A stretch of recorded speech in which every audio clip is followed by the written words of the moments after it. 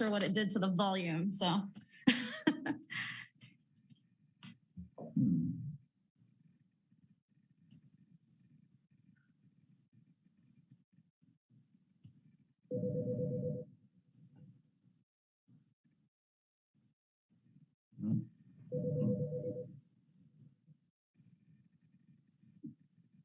Ready? Yeah, do we have a form? Nope. You have to tell Kurt that we're ready. Okay. Hey, Kurt, I think we're ready to go. Okay, well said. Monte, are you ready? I am ready. All right, it is 11:02, so. Okay, well, I guess we will call the meeting to order and take roll, first of all. And I'm gonna just read off the people I see here. So Ron Gaches, I have present. Sarah Waters, I have present. Thomas Howe, I have present. Rebecca Buford, Paul Nuzum, Edith Guffey, Erica Zimmerman, Shannon Oury. Have I missed anyone?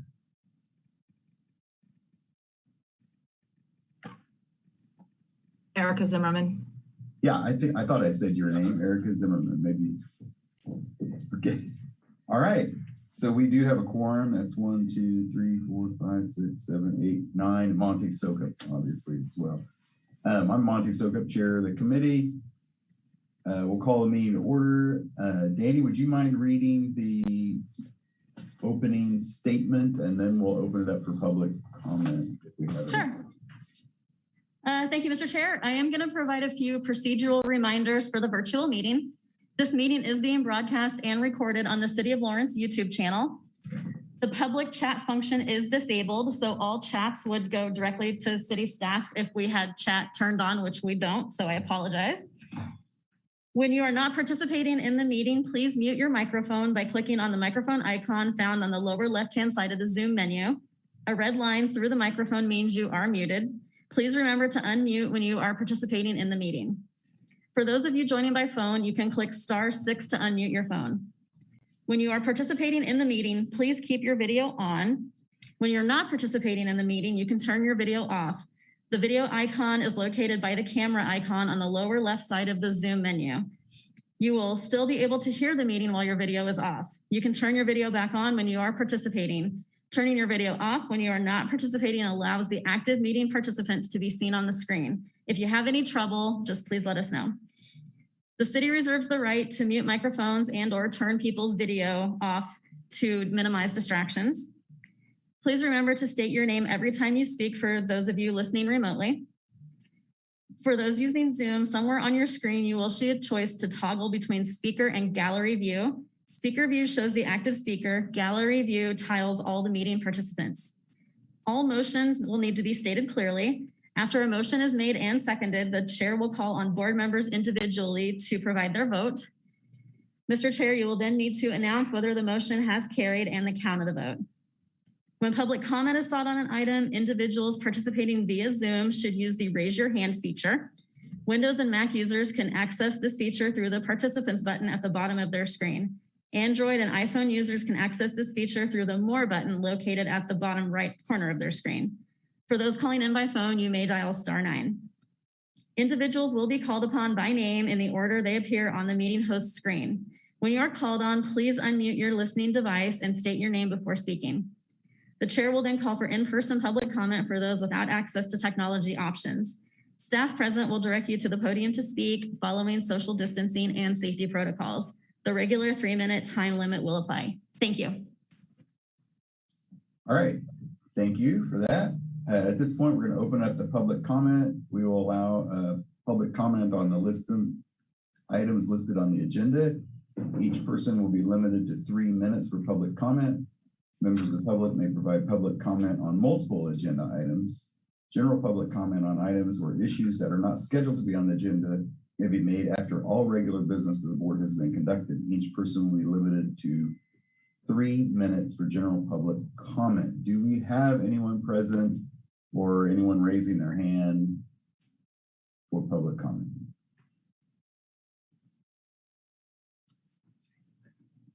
Okay, We did not see anything on our end. seeing none, I am going to close public comment, and we will move to our first item, which is consider approval of the meeting minutes from July 12th, 2021. I move that we accept the meeting minutes as submitted. Okay, Second. okay, so I have Thomas who made a motion, Rebecca who seconded. Are there any comments or questions? Okay, seeing none, I'm going to call the vote, and here we go. This is to approve the minutes from July 12th. Ron Gaches, Pass. is that I wasn't abstain? present at last month's meeting. Okay, so it's abstain. I'm going to call it Abstain. Sarah Waters, Yes. Thomas Howe, Approve. Rebecca Buford, Approve. Paul Nuzum, Same. abstain. Yes. Edith Guffey, Approve. Shannon Oury, Approve.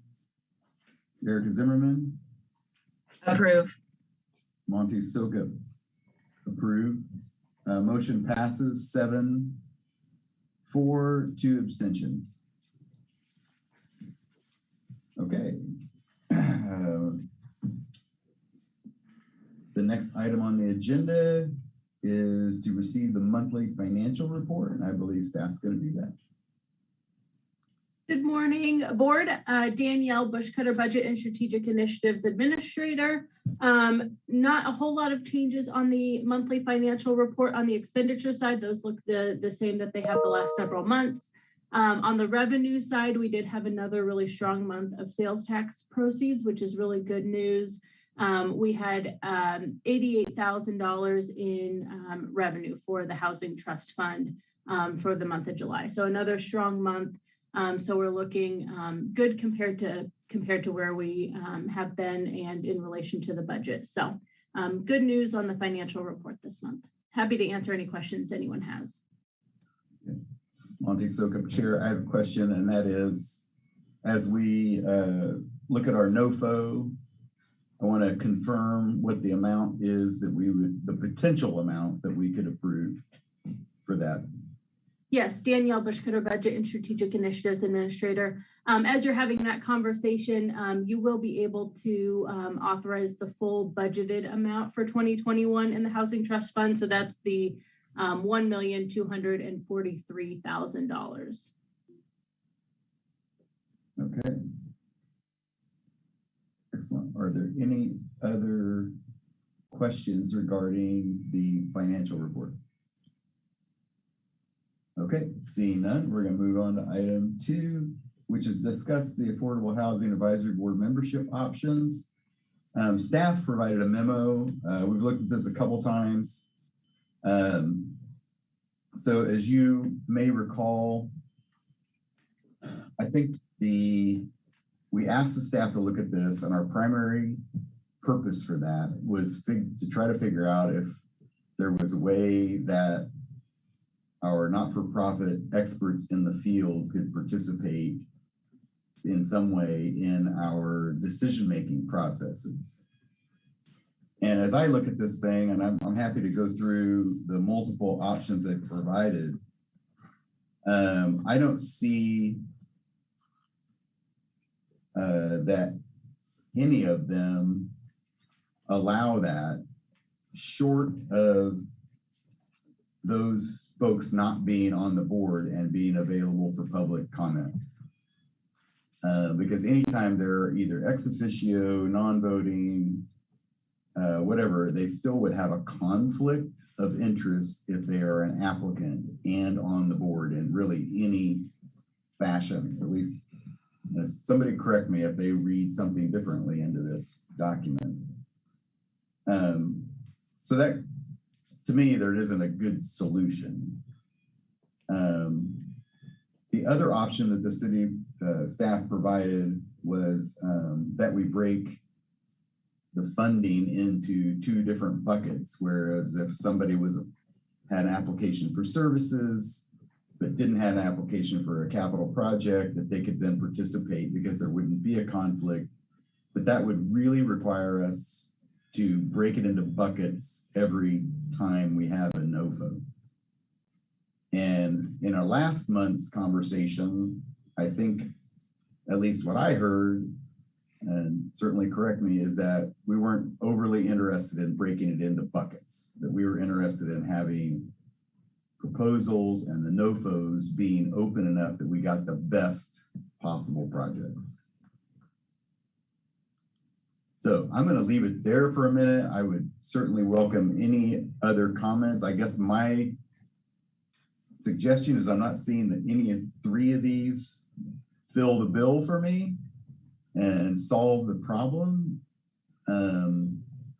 So I'm not sure that we should make any change or try to make any changes to the bylaws for this board. And maybe if there's a different problem we're trying to solve, maybe there are other solutions. I don't know. So I'm going to open that up for comment. This is Shannon Oury with the Housing Authority. So one additional problem that I have always found is that the rating, the matrix, is really hard to have the two things, because there's a whole category that a service or a voucher doesn't get rated on. So I think it's both problems. And if I recall from last meeting, was what I was hearing is that the members didn't want to have to set aside a particular amount for a service or a voucher in case we had some project that needed every dime we had, that they wanted to keep that flexibility. But I'm not sure that we couldn't do both in the sense of breaking the two.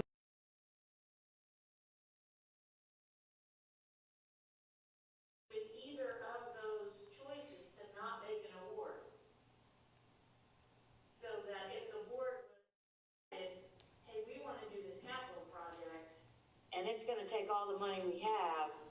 We're going to zero fund the service/voucher side this year. I think we could figure out a way to do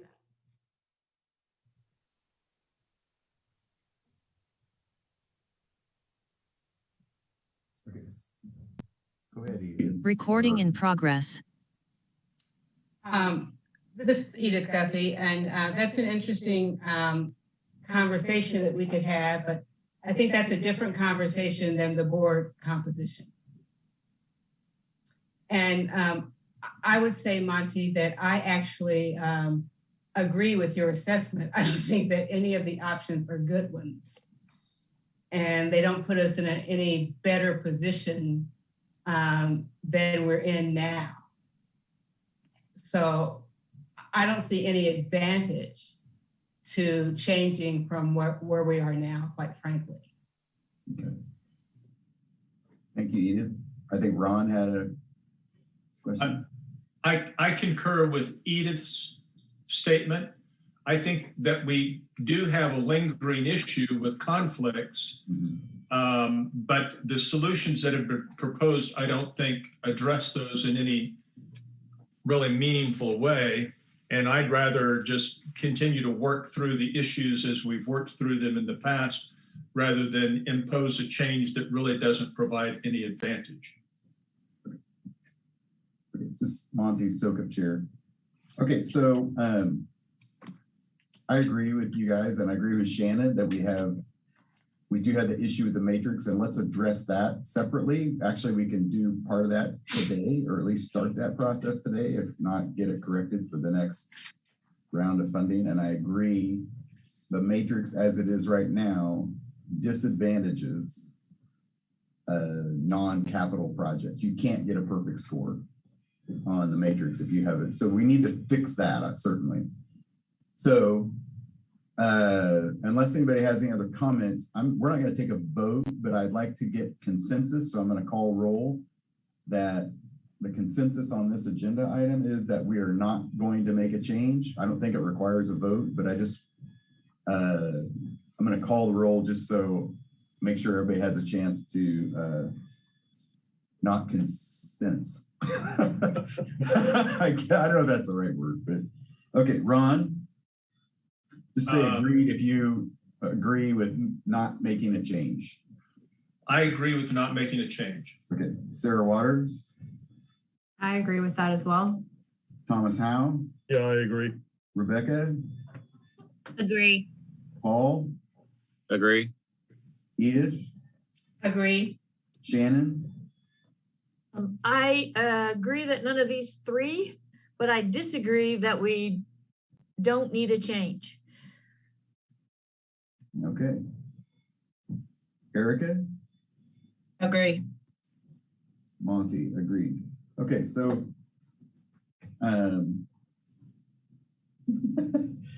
so I think we have consensus that this is not the answer, and we're not going to take action on this, any of these recommendations.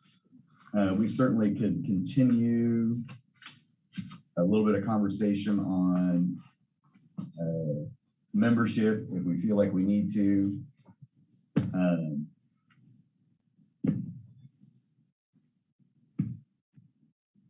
So with that, we're going to move on. I think at this point, we'll try to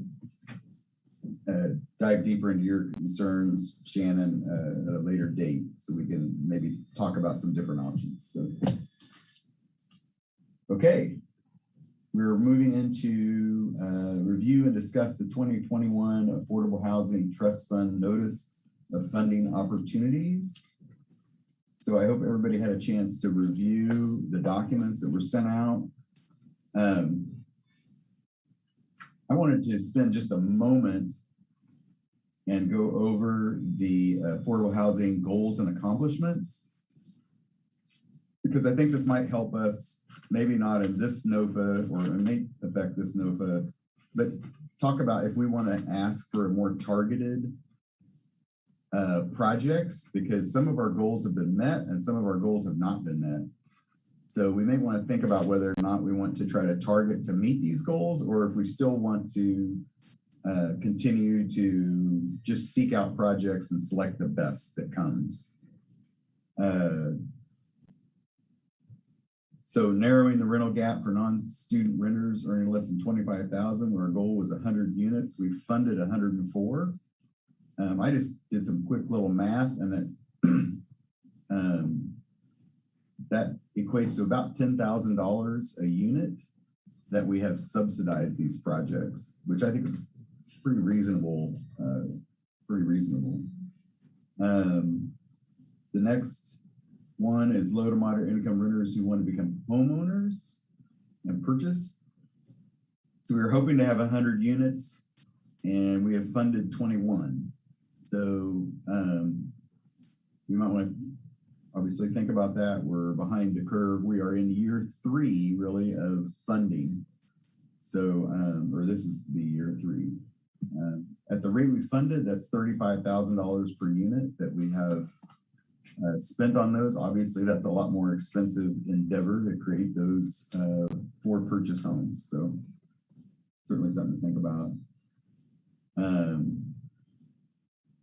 The next one is the low and moderate income persons with accessibility needs. Our goal was to fund 125 in 5 years, or about 25 a year. We have almost 40 funded. And again, at about $5,300 a unit is what that kind of average funding rate on that is. So we might want to think about that. And as you can see on the chart, that gets split kind of between us and CDBG. So we have a couple different funding sources in order to accomplish that. That's true of some of the other ones too as well. Supportive services and vouchers. We have basically 45 tenant-based assistance vouchers available annually. That'd be 225 in 5 years, and we funded 298. That's about $7,000 per family that we've funded. And certainly we had a concentration on this in the last couple of years because of COVID. So we need to recognize probably that. Again, Monte, this is Shannon Oury with the Housing Authority. Yeah. Could I ask that staff break out that number between vouchers and support services? Because Okay. I don't disagree with the total, but I can't remember the complete breakout of what that was used for. Okay. Dani, can you do that for maybe the next meeting? Because I think we will, in coming meetings, we may have more discussion about these goals. And after 3 years of funding, we may want to look at these goals and figure out if we need to adjust them. So could we have that be able to do that for the next meeting? Dani? Yeah, this is Dani Walters with Planning and Development Services. Yes, we can do that. I also wanted to say, but I didn't want to interrupt you. If at any point in time you would like me to share a screen to show what you're looking at and what you're talking about, just let me know. I mean, I know it greatly diminishes what people can see when you share a screen, so I just didn't want to pop it on there. But if you at any point in time want me to share any of these documents, I can certainly do that. Okay. Does anybody on here want that at the moment? Or are we doing okay? We're almost done with this. So, okay. So low and moderate income residents living in households in poor condition that have improvements made. We're hoping for 70 units a year, about 350 in 5 years, and we've funded about 153. Again, that's about $5,000 per unit on average is what we're seeing. So we're a little bit behind the curve on that one, but and then first-time homebuyer assistance, we have 21 completed, and that's about 10,000. Based on the numbers, about 10,000 per unit. So I don't know that, yeah. So yeah, I just wanted to review that real quick before we move into the next the funding application. Chairman, a question? Yeah, Ron. I read with interest in the last couple of weeks about the new city initiative to better coordinate and I think also better fund homelessness initiatives. And I know that the city entered into an agreement with NGOs that work in that space earlier this year. I'm wondering if representatives of those agencies that are serving on the board could share with us what they're expecting from this new, better coordinated effort with the city and what kinds of resources they think are going to be available. It's my understanding that there are millions of dollars that are flowing into the city and the county, a substantial portion of which may be used for housing assistance in some form.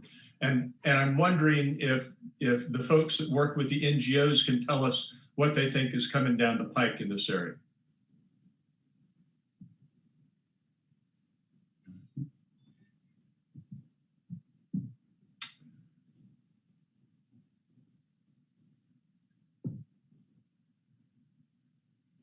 So this is Monte, Soukup. Do we know who's working with the NGOs?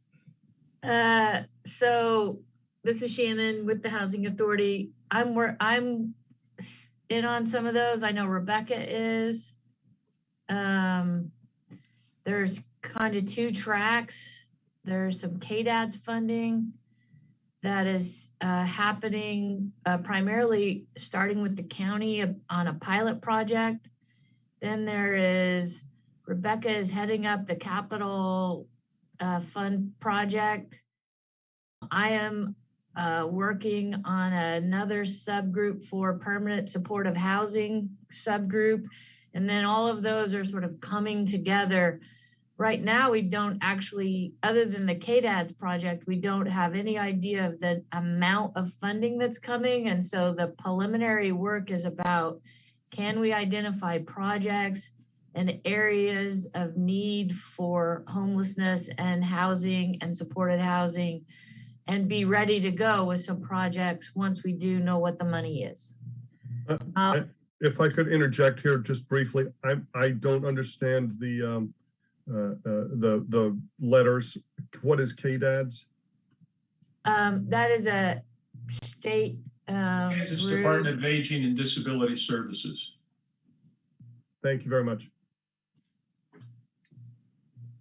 Monte, Soukup Chair. Shannon, I'm not going to pretend to understand all this, but I get the impression that you guys are out there working on this funding that's becoming available. That will ultimately generate potential projects.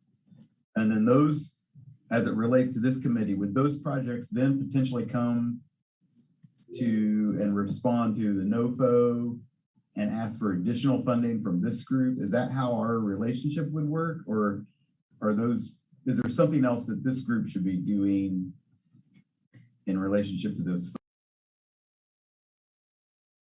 We raised that at the last Zoom meeting we had with Brandon McGuire, who is from the city is kind of spearheading that. And he was saying he thinks that would, I don't think it will be the same NOFA for the housing trust funds because it's going to be a different bucket of money, but they may still come to this board to make recommendations to the city commission. But I'm going to defer to city staff on that. That was just what he said in the last meeting we had. Recording in progress. This is Dani Walters. I can speak just a little bit to it. Like Shannon said, there's a whole lot we don't know yet. We do know that there's money coming. We do know that there's money coming to several sources, including directly to the city from the home program, which is one that you guys actually do look at and allocate. Okay. We are not anticipating seeing the regulations and what we can use that money for, at least for several months. So I don't know that it would impact this particular funding NOFO just because of the timing. I don't know that if something came out with the regulations and we kind of knew as a city how that was going to be focused, that there would be enough time to put an application together for this. I could be wrong, but that's just how the timing looks right now. As Shannon said, there are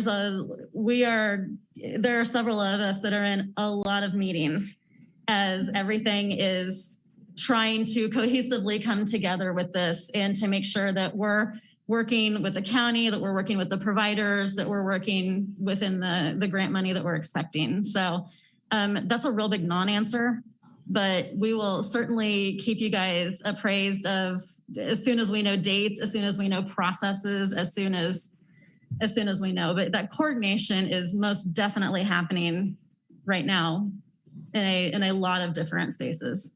So. Okay, this is Monte, Soukup Chair. Thank you, Dani and Shannon. Are there any other questions on that? And if not, we'll move on. Okay, so in your packet was the trust fund application draft. And I think for the most part, I mean, I read through that and if somebody has read that and has changes, certainly we should address that. But I think more importantly, we should move to the NOFO because the application really will change. Staff will modify the application based on what we put in the NOFO. So does anybody have any direct comments on the application draft? Going once, twice, three times? Okay. Mr. Chairman, was there any final determination from the discussion that was held at last month's meeting regarding any changes in the NOFO, what we were requesting of applicants in the area of identifying like minority board members or more minority leaders? I don't recall what I saw last night. Was there a specific change that was made in that area? There were some changes. I think they're reflected in the NOFO, and we can certainly go over that. They're also reflected in the application. There are 3 specific, I believe it's 3, I'm going from memory, questions about minority involvement at multiple levels and how the project impacts those and implicit bias and all that.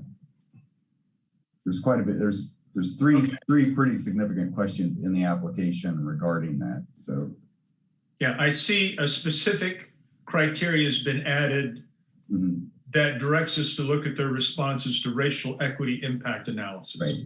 Okay.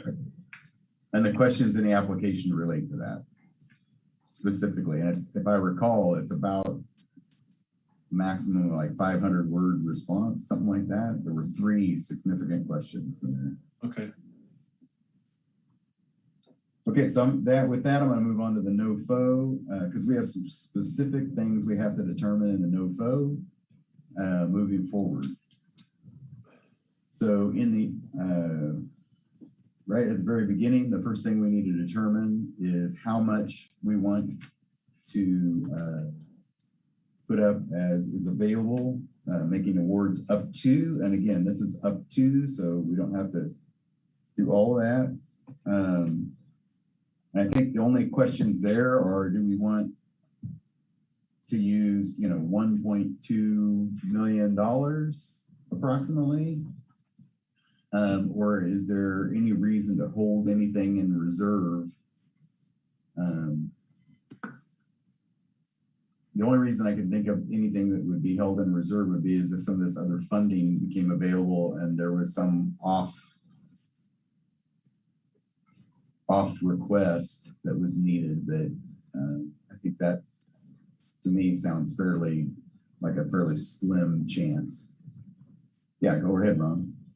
Mr. Chairman, can we ask staff what large projects or light-tech projects they may know of that are, in our imminent future, expect to see moved forward in the next year or 2? Sure. This is Brad Karr, Community Development Analyst. We do know that there has been one application submitted to the state for LIHTC from the Wheatland Investments for the Bethel Estates would be their 3rd phase. That probably will be several years out before the state gets to that, but that's kind of why there is that suggestion of contingencies. In the past, as you know, you've had those off-cycle applications come to you, whether it be for a LIHTC project or for in an emergency situation. There was even one. And so if you have some funding still in the pot and hasn't been allocated, those would be available to address those situations. So this is Monte, Soukup Chair. Just a second, Ron, I'll get you. What is the likelihood that there'd be a situation where we would need to do something more than annually? I mean, is one of those LIHTC thing come up? Is that something we'd have to respond to? Or could it fall into the normal cycle? Because I'm a little uncomfortable saying we might hold something in reserve and award a project without a process and giving other people opportunity to get access to those funds.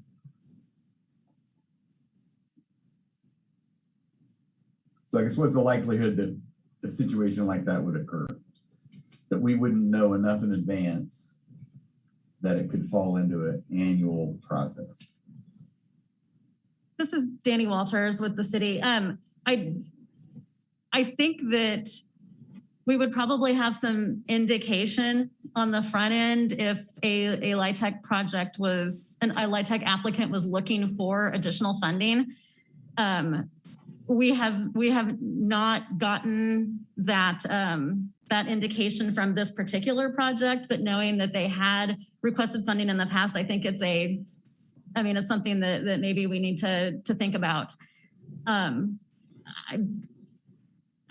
would think that we would know a little bit in advance. Some other things might pop up as, quote unquote, emergency type things. Something like what the Housing Authority had several, I guess it was last year, with an agency losing funding for permanent supportive housing and, kind of needing to acquire some funding outside of cycle. So I think it just depends. I mean, I think some of those more structured ones, yeah, we probably would have a heads up on that, but some of the other ones we might not. So. Okay, thank you. Ron, go ahead. Yes, Mr. Chairman, Ron Gaches, Chamber Representative. Do we know what the status of the large project is in West Lawrence that's out Bob Billings and K10? Ron, Rebecca Buford with Tenants to Homeowners, who is the application of that project. We have had some setbacks with that. So I would not apply for this round for it. We may apply for tax credits next year. And then we would probably apply afterwards. So next year's trust fund, if we knew we had that. That's what I'd like to suggest, that there's no reason that low-income housing tax credit projects cannot follow the schedule. The issue is they may get low-income housing tax credits earlier, and then they can't claim they're going to have housing trust fund money locally to get that. I mean, the issue is it's helpful to have housing trust fund local money to get the application or to get the trust funds, but you can also get them afterwards. So I feel like there's no reason that those projects can't plan to either submit before and be honest about that they don't have the LIHTC, but if we do, it'd be great. But they also have several years to develop the project. It doesn't happen the next month. So they absolutely can apply later if they need gap funding. And so this idea that we need to make a special section for them if they get funding, I think is dangerous in the way that Monte said that we're leaving our process. And I think we all felt that the last time, and I don't think it was made very clear that that wasn't necessarily the end of that project. The reality is tax credit projects can be spread out over several years. And the state will often work with us for years to get that. They're big developments. They take several years to build. My 2 cents. Okay, so thank you, Rebecca. It's Monte, Soukup Chair. Back to the task at hand, which is determining how much we want to put in this NOFO. We have up to $1.243 million to put in there. Monte, can I jump in really quick? I apologize. Sure. Danielle Bushcutter, Budget and Strategic Initiatives Administrator. I gave you the wrong number. It's $1,236,000. Okay. So I'll repeat that one more time. $1,236,000. Apologies for that. Okay, thank you.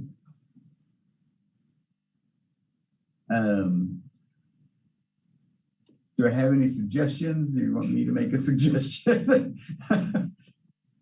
Yeah, Ron, go ahead. Or Rebecca. Mr. Chairman, I'd make a motion that we make available a maximum of $1.1 million for this NOFO. Okay. I don't know that we need a motion, but that's out there for discussion. Anybody, any thoughts on that? Rebecca Buford with Tenants to Homeowners. I agree with that. It saves a little bit, but not much, which is what I was going to suggest too. Okay. That the reality is that these ARPA funds are really probably not going to flow till next year. So one, these projects that we may need more money for could probably be applied for next year's NOFO. I'm never going to say that right. Sorry. And the other issue is that if there is something in between that, we would have some money that we would have accumulated with sales tax from that point. So I think that's a very, still saving a little bit for emergencies, but making sure that most of it's going out. Okay. Consents? raise your hand if you agree. 1.1, okay? Okay, we're going to 1.1 million for the amount we're gonna have there. We will go over the next thing on the NOFO is the application date, but we're gonna go over the timeline at the end here after we get through this document, so we'll generate that. I'm just going over a couple things we kind of went over quickly at the end of our last meeting because we kind of ran out of time. So I'm just making sure we're all on the same page here. Applications will have 5-minute presentation, and there'll be 5 additional minutes for questions. So the application, presentation, and questions will be 10 minutes per applicant. We good with that? That's significant change from last time. Okay.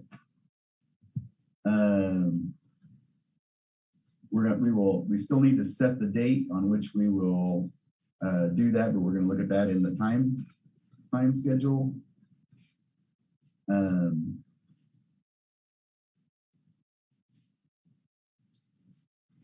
I have one change in the language on the award and recommendations. Our language says the recommendation be based on available resources, the ability of the project to meet the stated goals of the Housing Trust Fund, scores based on the evaluation criteria, past performance by agency, etc. I would like to remove the scores based on the evaluation, but leave the evaluation criteria, because we have rarely ever awarded projects based on the scores. I think it's one criteria. It's part of the criteria we use, but we have never, to my knowledge, awarded purely on the score. So I think we should take scores based on out of that sentence.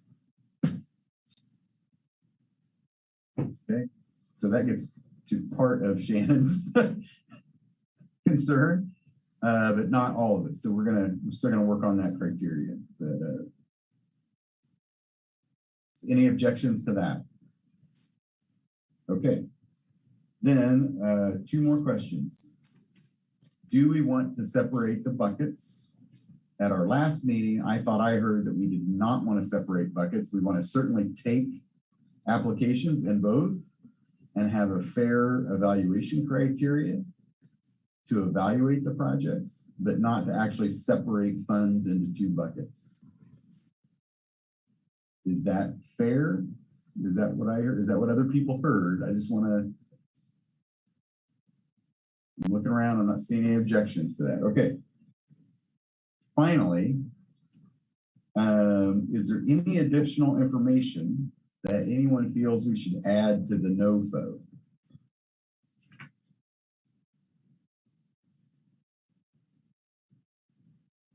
Okay, I think I have one more question. Sorry, I lied to you for just a second there. In the following criteria we used in evaluation of proposals, item 10 is how will the project address the impact of COVID-19 on the community?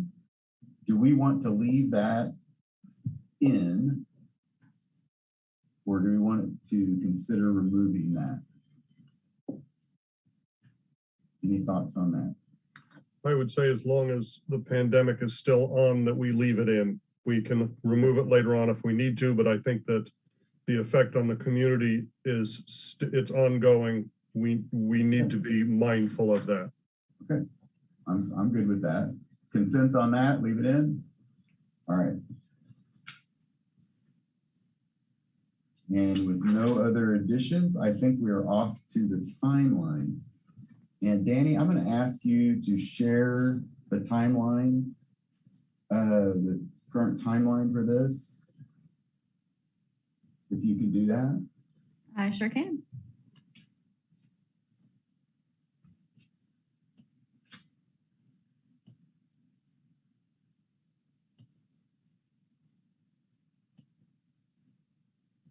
Because this will set the dates on which that we'll use in the NOFO that we skipped over. So we're obviously reviewing the documents. And I'm going to ask us ultimately to approve the documents with the edits we requested at this meeting.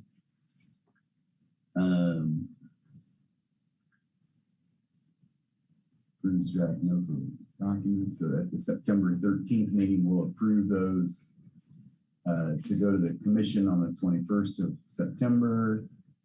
The NOFA is released on September 22 with applications due November 1st. That gives them about 5 weeks.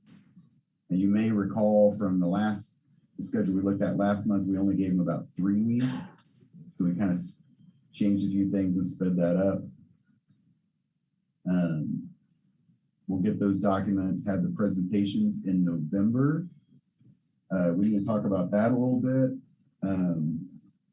We could have that at our normal November meeting, and we could extend the time a little bit, depending on the number of applications. It may take more than 2 hours. So I would suggest we maybe make that a 3-hour meeting if we can do that, and have it at that meeting instead of having a separate meeting. Is that a thumbs up on that? Then we'll plan on that, hearing no objections. We'll plan on having the presentations at the normal November meeting, and with some time to talk about them after. We kind of move, that gives us a little more time over the break to do your evaluation, but the scores would be due to staff on December 1st. So that gives you the week after Thanksgiving to get that done. We make the recommendations at our December 13th meeting. Does that timeline look acceptable to everybody? Any comments on that? Okay. I've got a question. Paul. Yeah, Paul. Paul Nuzum, Lawrence Home Builders. I guess just to take one step back, I'm just not following on if we're going to go through the scoring matrix, a deadline for scores. I don't quite follow why we would take that out of the recommendation process, even though it might not be the end factor. Why would we? Maybe I misunderstood something. Why would we take out the scores from as part of our recommendation process? So I'm not saying we're going to take this. I wasn't recommending we take the scores out, just that we're not going to make a decision based only on the scores. Because we have never awarded, those projects based solely on those scores. And I think it's misleading in the NOFO. That's just we're still going to use the scores as a factor, just like we use, I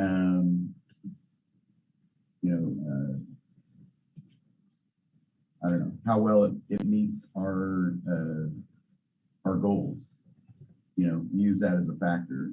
Well, okay. So I just want to make sure that if it's a factor, do we need to include it as what we're going to make as part of our recommendation process? Or is that, I'm just trying to square that in my own brain. Yeah.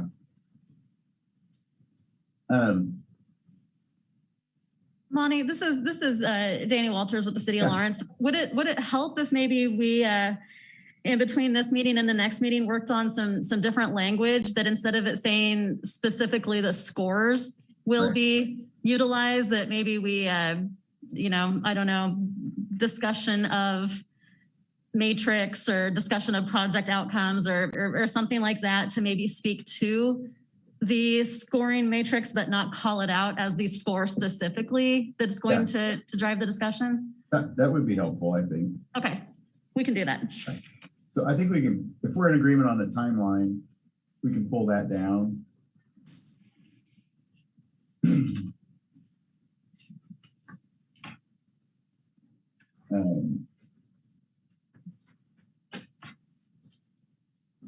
Okay.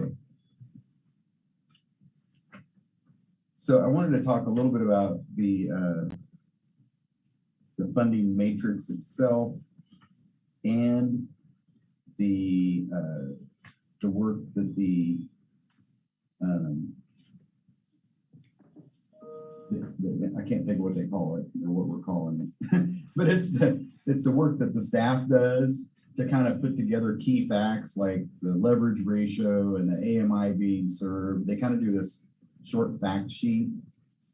They probably don't think it's short because there's quite a few items on it, but they put together this fact sheet for us, and then we also have the matrix. And one of the things that causes me heartache about that is the leverage, which the staff calculates, but then gets included as part of my own personal score. I had nothing to do with how that got calculated. So I'm wondering if the leverage piece, and maybe this gets to some of Shannon's question, the leverage piece goes over to the fact sheet because it's not really a judgment call, it's a mathematical calculation. So it should really be a fact and be used that way. And then the matrix really becomes, how well does each individual feel it aligns with our goals? How well do you feel the applicant is qualified? And then how you feel about the financial capacity and the likelihood the project will be completed. And those are really things that are more judgment based, and I think fall more into the realm of what our role is. And it takes away that mathematical piece and eliminates the inability of a project to get the maximum score. So I'm going to suggest that minor change today to help start on that conversation. I'm certainly open to other ideas on the matrix. One thing we might think about is the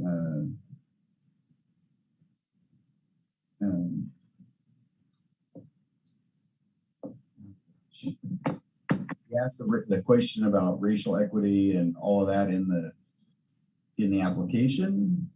Maybe a judgment of how well the application addresses that could be another thing that is in the matrix that you make a judgment call on, because there's not a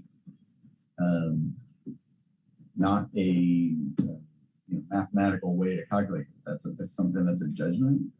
So I'm going to maybe suggest that we add that to the scoring matrix, or some question on that, and certainly our staff folks can help us draft a question appropriate for that. But it might be, how does the mission and programs and services align with our racial equity statement? Something like that. Yeah, Shannon. So this is a question for staff. Those of us who do this, there are some fair housing things that we have to comply with, and we are not allowed to make decisions based on, protected factors. And so sometimes I struggle with, there's a limit to how much we can do affirmatively because of fair housing concerns. And I guess I'd just like to ask Dani maybe to help us a little bit with, when we go to answer that,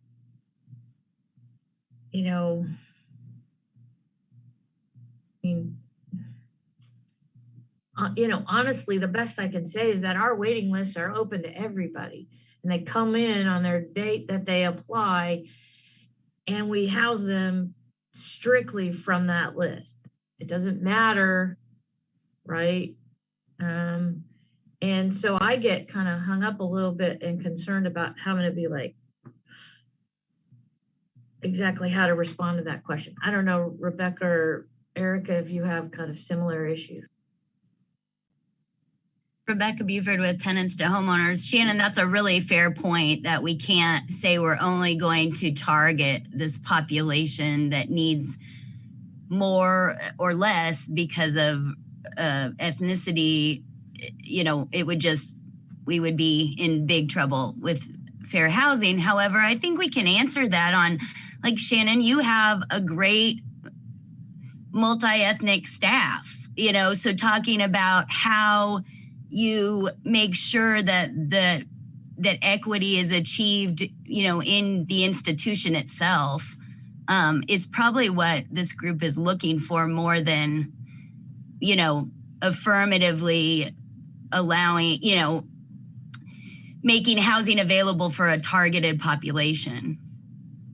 That's how I always try to answer. How are we making sure inherent bias is addressed or try in the best we can with fair housing? How do, like Shannon, you have a great system where they can protest any sort of eviction, or, you know, and maybe part of that process looks at equity.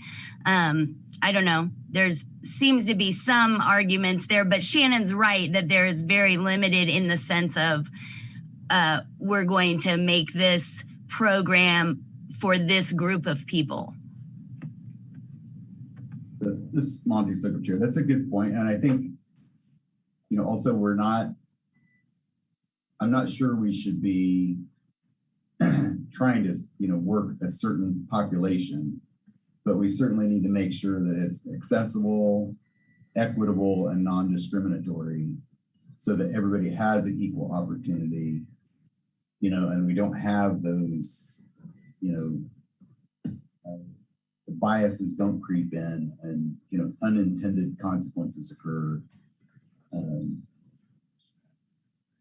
So I would suggest maybe that, you know, if you're an applicant or a potential applicant, that we take a hard look in the application document that was provided and look at those 3 questions and see that we are getting to what we need to get to based on the federal regulations that you guys, you know, are using and have to adhere to. This is Dani Walters with the City of Lawrence. We can certainly have those discussions as staff. I know that when we were looking at this similar question last year, and if I'm not mistaken, I believe it was in the same capacity of putting some kind of score in the scoring matrix, that our legal department had indicated that, you know, basing the decision to fund on that would be problematic, just because there is a lot that has to go into documentation to show that you have a specific problem that you're trying to address. But we can certainly look at that. I don't know if perhaps this is impacted a little bit by taking the term "we are looking at scores" out of the evaluation criteria. I mean, I'm not going to pretend like I know anything about how the legal stuff goes, but we can certainly have that conversation as staff and with our legal department behind the scenes and see if there's some way that we can incorporate something like that into the scoring matrix. Mm-hmm. So. Yeah, even I think a question, even like, you know, service eligibility is equitable, accessible, and non-discriminatory. Doesn't say we're targeting anyone. We're just saying we're trying to, the process appears to be fair for everyone.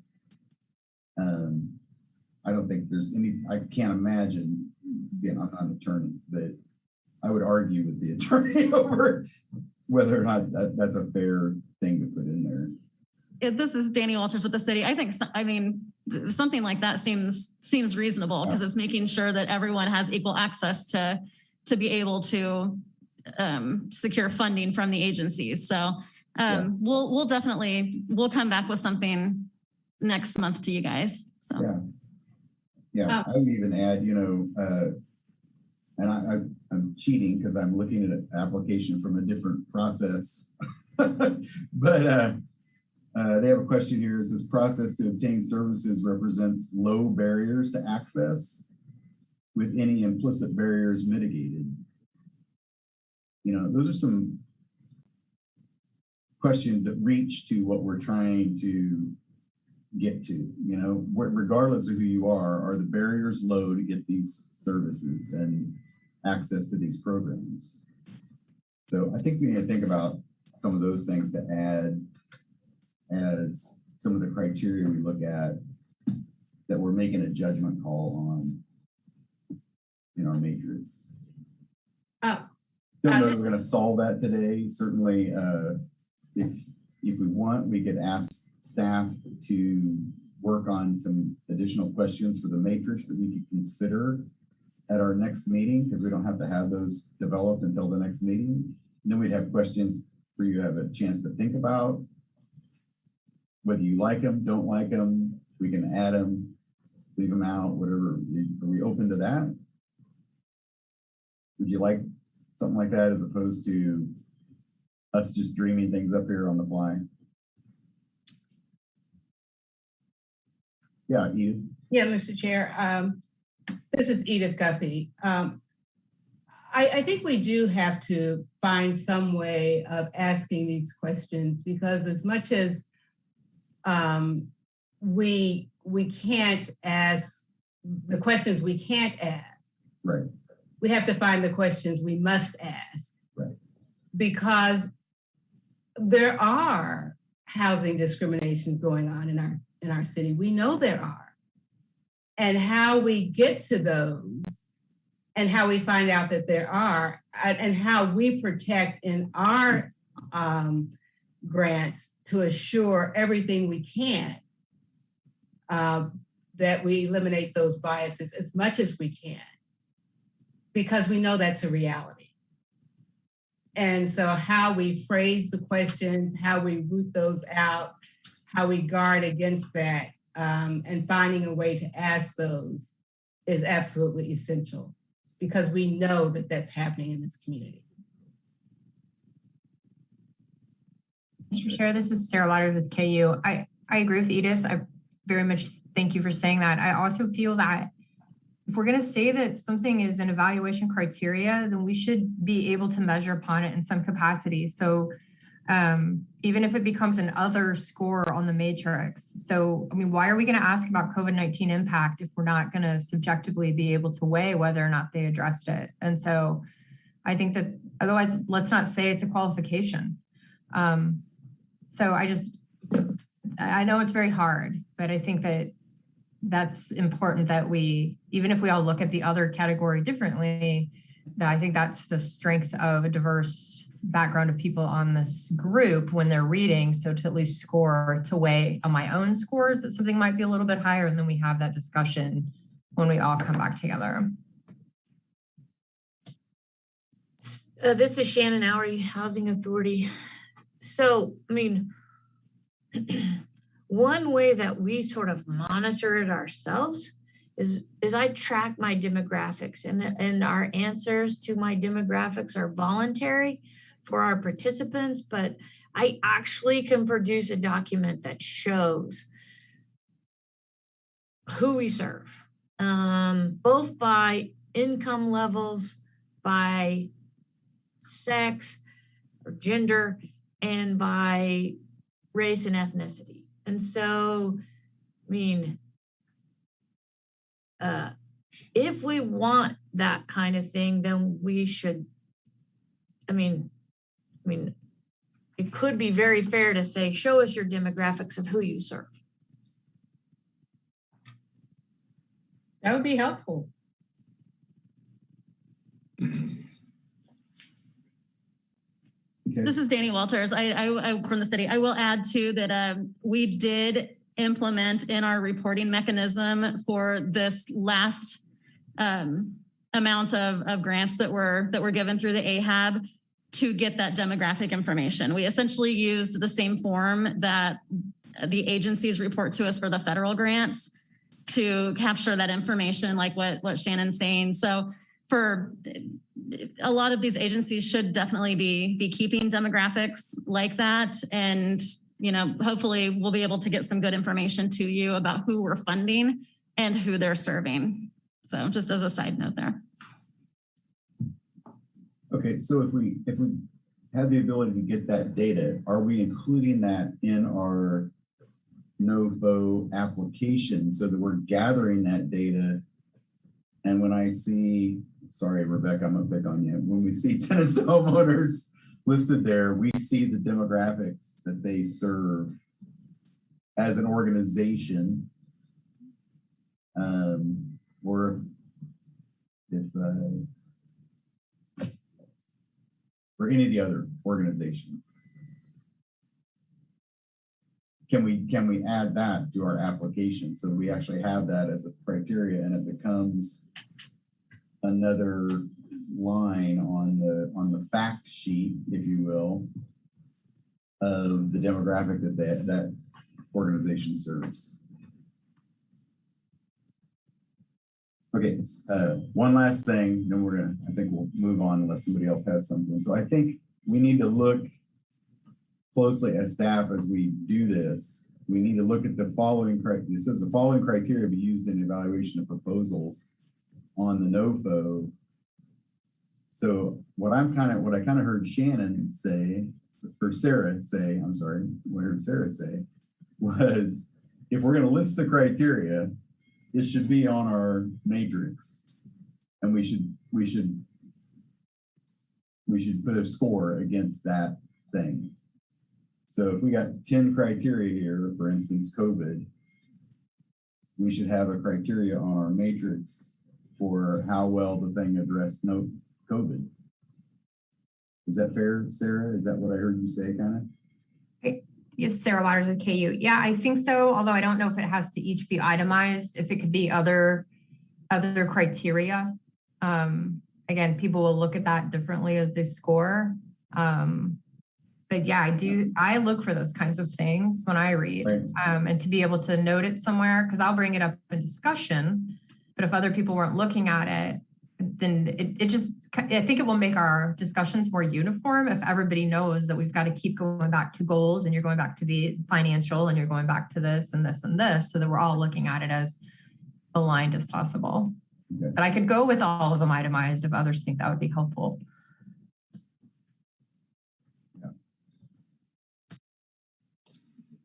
This is Dani Walters with the city. I guess one thing to consider with that when you're having this discussion is it possible that all of the criteria are referenced, but some may be in the form of the matrix and some may be in the form of the key outcome worksheet, because you kind of circle back to that leverage question, because the leverage question is on this list. Right.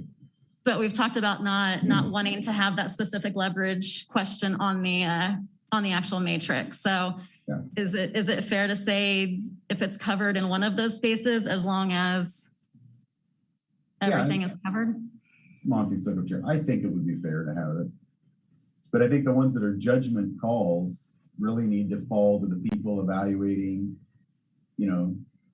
I would rather have staff doing the things that are yes, no,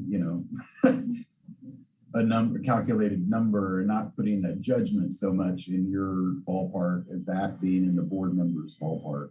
I think that's the value that the idea of this board adds to the process. So I look at it with that lens and decide where to put them. All right. Yeah, Rebecca. Just one quick note on that. This probably tells you I was raised by a math teacher, but can I suggest that you show your math in the leverage on how you figured it? Because I've noticed sometimes that doesn't always match what the applicants have said in their application, or at least it gives everyone a way to discuss that. If there's, I know math is math, but there's always interpretations on how you figure the leveraging.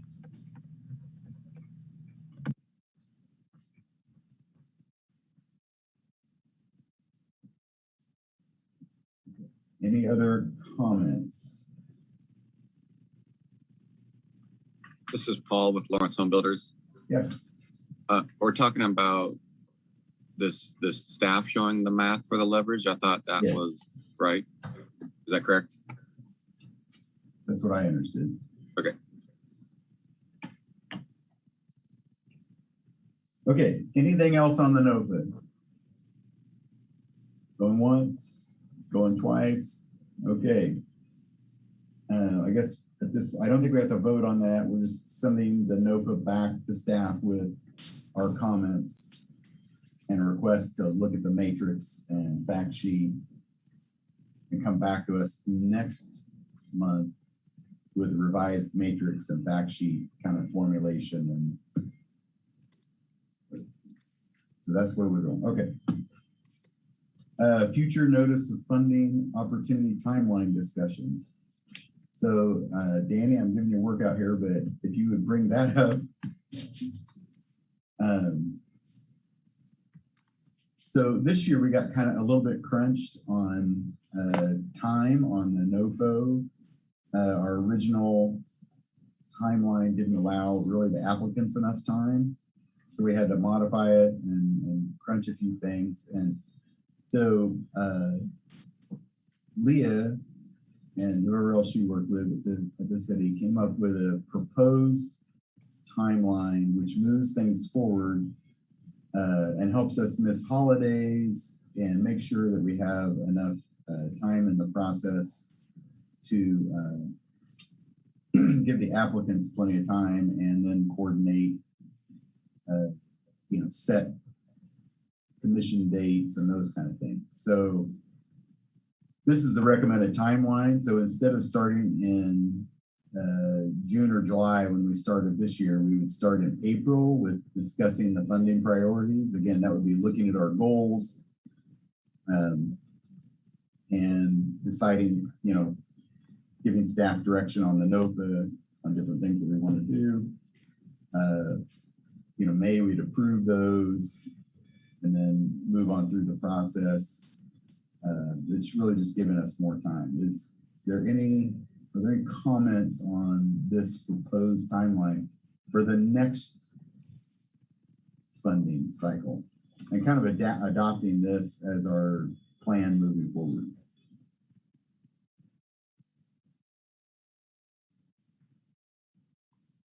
Okay. All right. If there are no comments, I saw a thumbs up from Shannon. If there are no other comments, I'm going to suggest that we adopt this.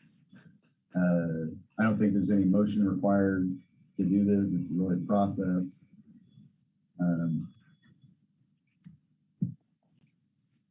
Okay. Quick updates. Meeting with Human Relations. A couple folks from the Human Relations Commission regarding our request to them to take up the charge on the non-discrimination of funding sources for rentals and a couple other things like that. So they are going to take that to their next meeting. They said that would probably go to what they call I might get the term wrong. A cross-cutting committee. Recording in progress. That really covers several topics that don't fit nicely into other sections of work that they have. So, but they were willing to take that on, and we're certainly not unaware of that, those kind of things in other communities. So I think that's all I have to report at this time. Are there any questions on that? I don't know that I can answer them, but okay. City identifies properties for potential housing developments, presentation in September. So that's next month. Looking forward to that. And then a public hearing for the 2020 Community Development Block Grant is all for later this fall. Is there any other new business from any board members or the staff? I just want to say, Madam Mr. Sheriff, this is Edith Guppy. I just want to say my growing angst about what appears to be a lack of coordination about affordable housing in the city. It seems that there's this going on here, this going on here, this going on here, but there's no comprehensive oversight. which I saw again today, where there's Shannon and Rebecca are in their jobs, of course, very engaged in this conversation about dollars flowing in. And some people on the city know about it. But you would think that someone from AHAB would also know about it. And we actually don't. And so I just sort of wonder this sort of bifurcation of the whole affordable housing piece in Lawrence. And would there ever be a time that there might be some big coordination of all of this big issue? But where does that happen? I mean, the city's engaged in it in so many places. I mean, we're appointed by the city. And yet there's just a lack of coordination. I just simply wanted to register my dismay about that.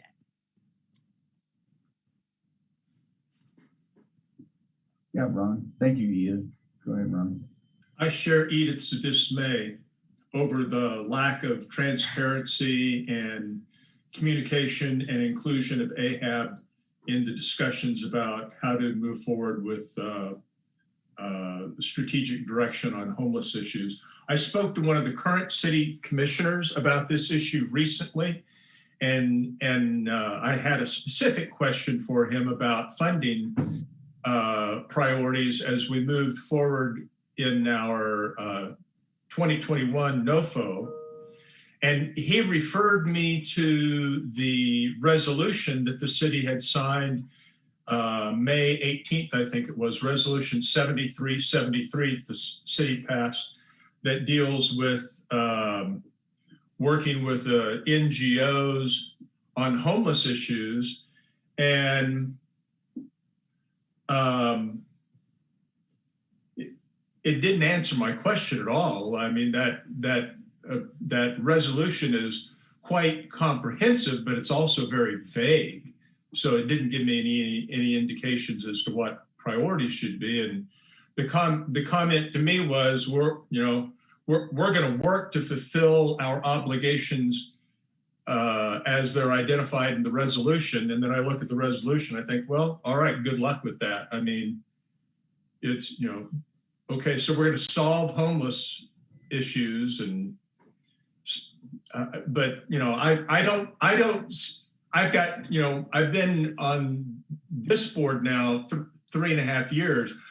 I've really got no idea what the city's overall strategy is in addressing these issues. As much as we've talked about it, and AHAB doesn't have the primary responsibility to solve the homeless issue, but we've certainly talked about it quite a bit, and we're working on the perimeter of the homeless issue. Yeah, if there's a comprehensive strategy being assembled, I think it'd be great to have public input on that. And maybe these meetings are open to the public, and I've just not seen any notification of them.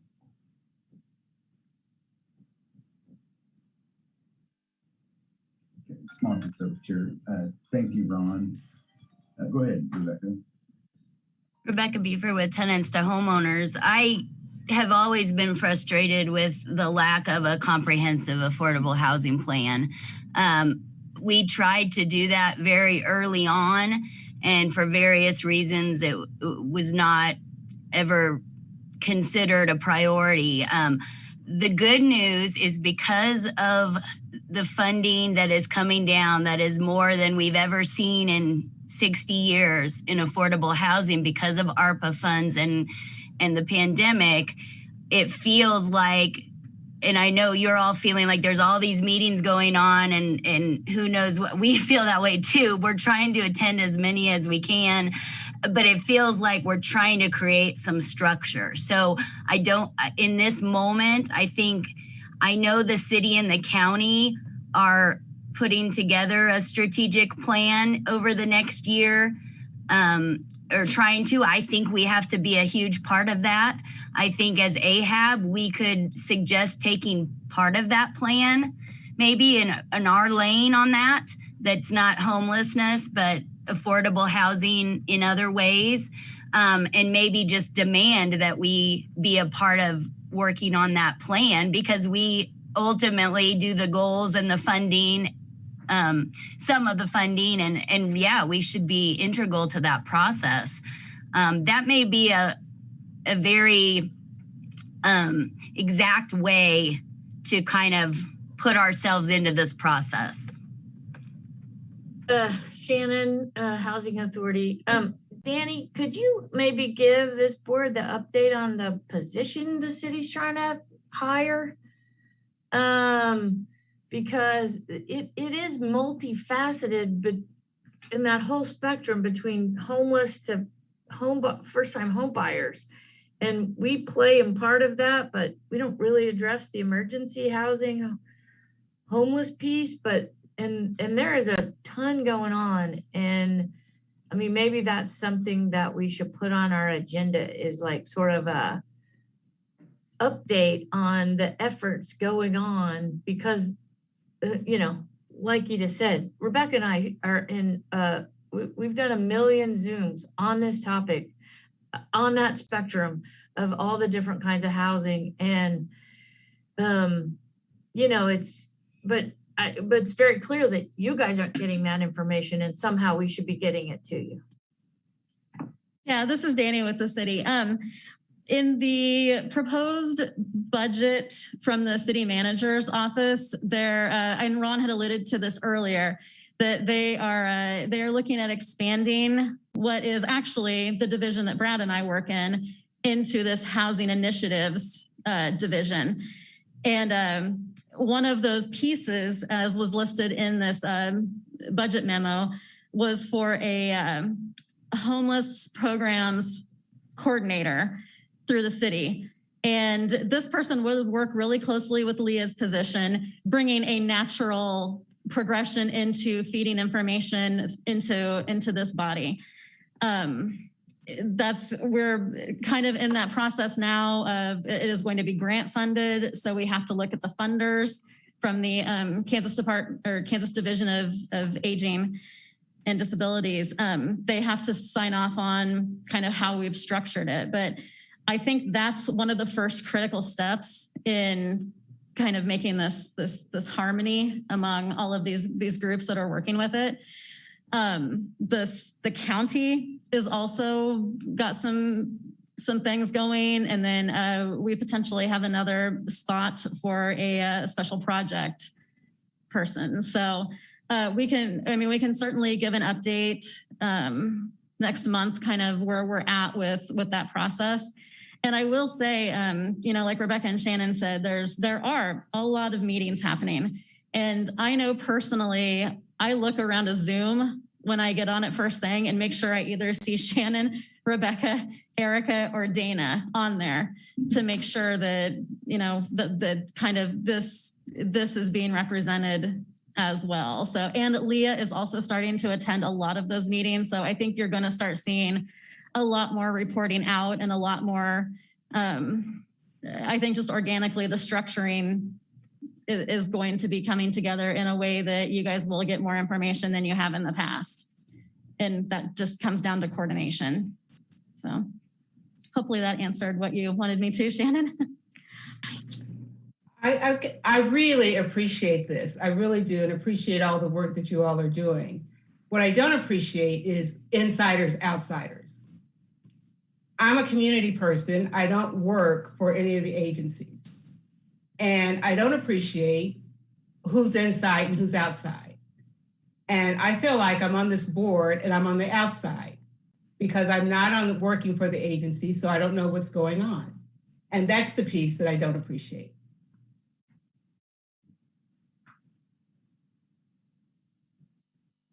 Okay, this is Monte, Soukup Chair. Thank you, everybody, for your comments. I pulled a couple things out of there that I'm going to ask if we can maybe get before, you know, at our next meeting or before possibly. One, I think we need to have an update at this meeting from someone, I don't know who that is, on the homeless effort of what's going on there and how that might intersect with us. Obviously, homeless people ultimately have to have a home. And that's kind of the business we're in. It's trying to generate places for people to live. So I think that's an important connection. And then I think the other thing we need to know is how we can get involved, not only as a committee, but as individuals in that city, county, overall housing plan. Because we could be involved as a committee, or we could also, take it upon ourselves as individuals to insert ourselves in that project and inform our own opinions. So I think those are two things that I think I would like input on. Probably the update would be obvious at the next meeting, but how we get involved in that process really could come to us other ways before the next meeting, in case there are opportunities there before the next. Is there anything else anyone else took from that conversation that you think we can is actionable? That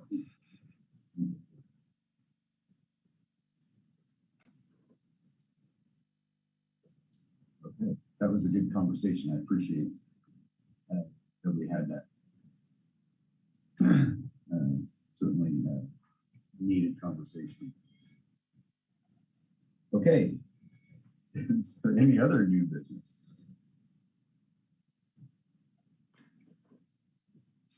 Okay, seeing none.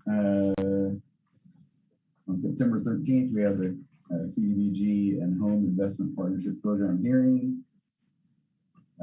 Following meetings there, October 11th and November 8th. I think that brings us to the end of our meeting. And we need a motion to adjourn. Move to adjourn. Ron moves to adjourn. Do I have a second? Second, Thomas Howe. Thomas Howe. Any discussion? I'm going to call the roll. Ron Gaches. Aye. Sarah Waters. Aye. Thomas Howe. Yep. Rebecca Buford. Aye. Paul Nuzum. Aye. Edith Guthrie. Aye. Shannon Oury. Aye. Erica Zimmerman. Aye. Monte Soukup. Aye. Motion passes 9-0. Thank you, everybody, for the really good discussion today. Appreciate it. We keep moving forward in the right direction. So Thank you.